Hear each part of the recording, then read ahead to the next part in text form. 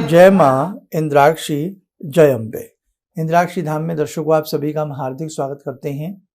आज के दिन जिन जातकों का जन्म दिवस है, मैरिज एनिवर्सरी, उन सभी को हमारी तरफ से बहुत बहुत शुभकामनाएं। भगवती लक्ष्मी का एक दिव्य प्रयोग आज के इस अंक में हम आपको बताने वाले हैं। इस प्रयोग को करने से लक्ष्मी का घर में स्थिर वास होता है, धन धान्य की वृद्धि समृद्धि होती है। जिन घरों में बरकत नहीं होती है, हमेशा किल्लत सी बनी रहती है, धन अभाव बना रहता है, हम कर्जे में डूबे रहते हैं, धन के रास्ते बंद से नजर आते हैं, उनके लिए प्रयोग बहुत अच्छा साबित हो सकता है। अब इस प्रयोग को करने से पहले हमारी श्रद्धा प्रगाढ़ होनी चाहिए, भगवती लक्ष्मी के प्रति हमारी आस्था सुंदर होनी चाहिए और उसके साथ साथ जो हम अपना दैनिक कर्म करते हैं वो भी हमारे अच्छे होने चाहिए। कई साधकों के मन में ये आता है, बस आज हमने ये पूजा कर ली, ये व्रत कर लिया, हमारा उद्धार हो गया। इसके अलावा चाहे हम कितना भी कुछ भी कर लें, वो हम ध्यान नहीं रखते। तो इसलिए ध्यान रखना, चाहे हमारा व्रत हो, चाहे हम कोई साधना कर रहे हों, उसके बावजूद भी हमें जो कर्म हम प्रतिदिन के करते हैं वो भी हमारे साफ सुथरे शुद्ध होने चाहिए, तभी भक्ति का पूर्ण हमें लाभ प्राप्त होता है। आज का ये प्रयोग आपको प्रारंभ कब से करना है आप नोट कर लें। शुक्ल पक्ष की द्वितीया हो या शुक्ल पक्ष का शुक्रवार हो, शुक्ल पक्ष की द्वितीया या शुक्ल पक्ष का शुक्रवार हो, उससे आपको ये साधना प्रारंभ करनी है। छोटी सी साधना है और इस साधना को आप कम से कम 3 माह जरूर करें। अधिकतम 6 मास कर सकते हैं, नहीं तो 3 मास तो 90 दिन के आसपास तो ये साधना आपको करनी ही करनी है। कोई भी साधक कर सकता है, आप दीक्षित हैं या दीक्षित नहीं हैं तो भी आप इस साधना को कर सकते हैं। इसके लिए आपको क्या लेना है, एक चांदी का सिक्का लेना है। चांदी के सिक्के के ऊपर भगवती लक्ष्मी कमल के पुष्प के ऊपर आरूढ़ हो, कमल के पुष्प के ऊपर बैठी हुई हो। चांदी का सिक्का अगर हम नहीं खरीद सकते, अब देखो बात तो धन की है, कई बार बिल्कुल भी हमारी पॉकेट अलाउ नहीं करती कि हम 2-4-5 हज़ार का भी खर्चा कर सकें। उस स्थिति में किसी भी धातु के ऊपर या किसी छोटे से यंत्र के ऊपर, तांबे का यंत्र ले लें, ताम पात्र के ऊपर लक्ष्मी जी मिल जाएंगी आपको। 50 या 100 रुपए का वो ताम पत्र की धातु के ऊपर बना हुआ मिल जाता, या जिनके घर में चांदी के श्री यंत्र हों वो भी काम में आ जाएंगे। अब आपने क्या करना है, दिन तिथि आपको बता दी गई है। उस सिक्के को या आपके पास जो भी हैं उन्हें अच्छे से गंगा शुद्ध जल से स्नान करा करके, उन्हें प्रतिदिन थोड़ा सा दही का स्नान करावें, या अगर प्रतिदिन नहीं करा सकते तो हर शुक्रवार ऐसा नियम निभावें कि उनका पंचोपचार पूजन बाद में करें, पहले उन्हें स्नान आदि से करा लें।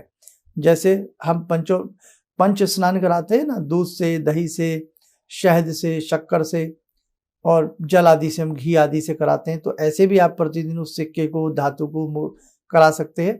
नहीं तो केवल आप शुद्ध जल से प्रतिदिन स्नान करावें, स्वच्छ कपड़े से पूछ करके एक कटोरी में शुद्ध चावल ले लें। चावल खंडित ना हो, चावल टूटे हुए ना हो, और उस चावल के साथ एक सुपारी पीछे यानी कि खड़े हो जाए ताकि सिक्का, एक सुपारी आगे, 2 सुपारी रख दें। सुपारी वैसे भी भगवती के पूजन में 5 सुपारी चढ़ाना अपने आप में शुभ माना जाता है। सुपारी थोड़ी मोटे साइज की ले लें, एक सुपारी पीछे, एक सुपारी आगे रखें, दोनों सुपारियों पर चंदन का तिलक लगावें, भगवती का फोटो रख करके पंचोपचार पूजन कर लें, नहीं तो देसी भाषा में तिलक लगा दें, धूप दीप फूल आदि भगवती को अर्पण करके प्रणाम करें। एक स्तोत्र है जो हम आपको बता रहे हैं, इस स्तोत्र को आपको प्रतिदिन पढ़ना है। जो साधक इसे संस्कृत में नहीं पढ़ सकते वो साधक इसे हिंदी में भी पढ़ सकते हैं। आप स्तोत्र को सुन लें, उसकी 1-2 लाइनें बता रहा हूं, उन्हें आप नोट कर सकते हैं। अब देखिए, आपको यहाँ पे आपको लक्ष्मी जी की फोटो लगा देनी है। अच्छे से लक्ष्मी जी की फोटो लगा दो और मैं ये 2-3 लाइनें पढ़ रहा हूँ। इस स्तोत्र को आप नोट कर लें। इस स्तोत्र का नाम है महालक्ष्मी अष्टकम। इंद्रवाच नमस्तेस्तु महामाये श्रीपीठे सुरपूजिते शंख चक्र गदा हस्ते महालक्ष्मी नमोस्तुते। नमस्ते गरुड़ आरूढ़े कोलासुर भयंकरी सर्व पाप हरे देवी महालक्ष्मी नमोस्तुते। केवल मैंने 2 इसके श्लोक पढ़े हैं और ये थोड़ा सा बड़ा है। अब इसकी हिंदी भी देख लें थोड़े से की। इंद्र बोले, श्री पीठ पर स्थित और देवताओं से पूजित होने वाली हे महामाये तुम्हें नमस्कार है। हाथ में शंख चक्र और गदा धारण करने वाली हे महालक्ष्मी तुम्हें प्रणाम है। गरुड़ पर आरूढ़ हो कोलासुर को भय देने वाली और समस्त पापों को हरने वाली हे भगवती महालक्ष्मी तुम्हें प्रणाम है। कहने का भाव, मैंने स्तोत्र का आपको नाम बता दिया है। ये स्तोत्र आपको नेट पर भी मिल जाएगा, महालक्ष्मी अष्टकम इसको बोलते हैं, और ये इसकी किताब भी आती है, गीता प्रेस के यहाँ से भी आपको मिल जाएगा। ये मैंने इसके 2 ही पद पढ़े हैं, काफ़ी थोड़ा सा और मुश्किल से ज़्यादा 5 मिनट आपको इसे पढ़ने में लगेंगे, और टोटल इसके अंदर 11 श्लोक कह लें, 11 दोहे कह लें, 11 मंत्र कह लें, इसके अंदर है। 5 मिनट से ज़्यादा आपको इसमें समय नहीं लगेगा। आप समझ गए। सिक्के के आगे पीछे सुपारी, चावल 40 दिन वही रहेंगे।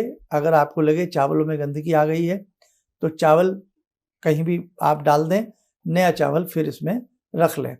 अगर 40 दिन कर रहे हैं तो चावल यही चल जाएगा, ठीक है। अगर आप इसकी 90 दिन की साधना कर रहे हैं, वैसे तो 3 मास बताया गया है, 3 मास जरूर करें, तो हर महीने चावल बदलते रहें।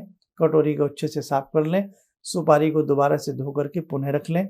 सिक्के को आपने रोज स्नान कराना है, और जो सुपारी आगे वाली है उस सुपारी के ऊपर भी प्रतिदिन आपको तिलक करना है। अब यदि आपने 40 दिन किए हैं या 90 दिन किए हैं या 6 महीना किया है, जब ये आपकी पूर्ण हो जाए तो ध्यान रखना उस दिन कुछ छोटी छोटी बालिकाओं को बुला करके आप कन्या पूजन कर देना, उनको तिलक लगाना, सबके पैर आदि धुलाना, प्रणाम करके, और खीर का भोग और पूड़ी का भोग, खीर पूड़ी का उनको भोजन करा देना। और बाकी जैसे कन्याओं को हम नवरात्र में अपनी खुशी से अपने मन से जो भी कुछ देना चाहें दे सकते हैं। इसमें कन्याएं कितनी हो, 3 हो, 5 हो, 7 हो, विषम संख्या में, है ना। तो आप वो देखें, या 9 हो या 11 हो, उन कन्याओं को आप जिमा में। 40 दिन कर रहे हैं तो सेम ऐसे ही करें। आपको पूरा प्रोसीजर मैंने बता दिया है। इसमें एक ध्यान रखें, जो चांदी का सिक्का है या धातु का सिक्का आपने जो भी रखा है, प्रतिदिन उनको स्नान कराना न भूलें। प्रतिदिन धूप दीप आदि अर्पण करें। और ये जो स्तोत्र हमने पढ़ा है, हिंदी में या संस्कृत में आप पढ़ सकते हैं। इसको पढ़ना कितनी बार होता है, केवल 1 बार आपको पढ़ना है बस। और जब पढ़ लें, पढ़ने के उपरांत हुई किसी भूल चूक के लिए भगवती महालक्ष्मी से क्षमा प्रार्थना मांगे, और यही करें, हे भगवती महालक्ष्मी सदा सदा के लिए मेरे घर में स्थायित्व आप अपना वास बनाएं, सदा सदा इस घर में आप निवास करें। घर से मतलब है सदा सदा आपकी कृपा मेरे ऊपर बनी रहे। अगर आपके ऊपर कर्जा है तो प्रार्थना करें, हे भगवती आपकी कृपा से मैं कर्ज मुक्त हो जाऊं, आप मुझसे मेरे परिवार से प्रसन्न हो। बरकत नहीं रहती है या धन की कमी बनी रहती है, अपने भाव में भगवती से प्रार्थना कर क्षमा प्रार्थना प्रतिदिन कर लिया करें। जब वो समय पूर्ण हो जाए, 40 दिन की अवधि, 3 मास की अवधि या 90 दिन की अवधि, और या आपकी 6 माह की अवधि जब पूर्ण हो जाए, तो क्या करें, वो चावल वगैरह जो भी रखे गए हैं वो कहीं भी बॉईल करके भी पक्षियों को डाल सकते हैं, या कहीं भी उनको एक तरफ चींटी वगैरह के लिए बिल में उनको डाल के आ सकते हैं। सुपारी जो है, एक पीछे सुपारी एक आगे सुपारी, जो पीछे वाली सुपारी है उसे कहीं भी आप एक तरफ रख सकते हैं, या कहीं भी एक जंगल में साफ सुथरे स्थान पर जहाँ और कुछ चीज़ें आप लेके जाते हैं पूजा पाठ की, वहाँ कर सकते हैं। जो आगे वाली सुपारी है मुख्य रूप से वो सुपारी, और वो जो आपका चांदी का सिक्का है, उसे अपने पूजा स्थल में किसी लाल वस्त्र के ऊपर उसको बाद में आप रख दें। लाल आजकल छोटे छोटे आसन भी मिल जाते हैं, कहीं भी उनको रख दें, या फिर किसी भी स्टैंड वगैरह में उनको अच्छे से रख दें, और वो सुपारी उनके सामने ही प्रतिष्ठित कर दें। अब रोज ना सही 40, 90 या 6 माह के बाद, रोज ना सही हर शुक्रवार आप उस सिक्के को, लक्ष्मी माता को और सुपारी को तिलक कर लिया करें, और ये स्तोत्र मात्र 1 बार पढ़ लिया करें। जगदम्बा की कृपा आपके ऊपर बहुत अच्छी बरसेगी। और बेटा यदि एक काम और कर लें, हर शुक्रवार इन बिटवीन जब आपकी साधना चल रही हो, हर शुक्रवार भगवती लक्ष्मी को थोड़ा खीर का भोग लगा दें, और बाद में वो खीर पूजा करने के उपरांत प्रसाद रूपेण घर में सभी सदस्यों को दे सकते हैं। अकेले रहते हैं तो आप खुद उसको प्रसाद रूप में ग्रहण कर लें। ये साधना संध्या के समय भी हो सकती है, ये साधना प्रातःकाल भी हो सकती है और ये साधना मध्यकाल भी हो सकती है, किसी भी, लेकिन टाइम एक रहे, रोज रोज टाइम चेंज नहीं करना है। और एक बात और ध्यान रखें, जब तक हम कोई प्रैक्टिकल साधना नहीं करेंगे अपने जीवन में, तो आप ध्यान रख लेना, छोटे मोटे टोटकों से कुछ भी नहीं होने वाला है। कई बार आपका मन होता है कोई ऐसा यंत्र, ऐसा कवच शर्मा जी बता दें, बाजू पे बांध लें और धन आ जाए। भैया ऐसा नहीं होता। किसी भी कर्म को करने के लिए, किसी भी देवी देवताओं की भक्ति करने के लिए थोड़ा समय तो देना पड़ता है, और समय के साथ साथ अपने कर्म को भी करना पड़ता है। ये भी नहीं होता कि केवल भक्ति कर ली और सोच लिया कि धन अपने आप आ जाएगा। नहीं साहब, मेहनत करनी पड़ती है। भगवान हमारे साथ हैं, वो रास्ते बना देते हैं और उन रास्तों पर चलना तो हमें ही पड़ता है ना। तो इसीलिए कर्म पर भी ध्यान रखें, और अपनी भक्ति जो आप कर रहे हैं वो भी आपकी अच्छे तरीके से होगी, तो निश्चित तौर से भगवती लक्ष्मी का आपके घर में सदा सदा के लिए वास होगा। जगदम्बा आपसे सदा सदा के लिए प्रसन्न हो जाएंगे। ये साधना को आपको पुनः बता देता हूं, ध्यान रखें। शुक्ल पक्ष की द्वितीया या शुक्ल पक्ष के शुक्रवार से आपको प्रारंभ करना है। महिलाओं के लिए विशेष कि जब हमें मासिक धर्म हो, हम शुद्ध ना हो, तो उन दिनों में आप ये साधना न करें।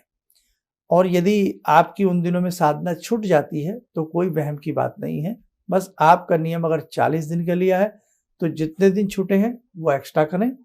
और यदि आप ये साधना 3 माह के लिए कर रहे हैं या कर रही हैं या 6 माह के लिए कर रही हैं, तो इसमें बीच में जितने दिनों का गैप आता है फिर वहाँ गिनती गिनने की आवश्यकता नहीं है। बस वहाँ फिर 3 माह और 6 माह ही आपको ध्यान में रखना है। ठीक है, चलिए आप सब लोग स्वस्थ रहें, सुखी रहें। इन्हीं शुभकामनाओं के साथ हम अपनी वाणी को विराम देते हैं। जय जय अम्बे।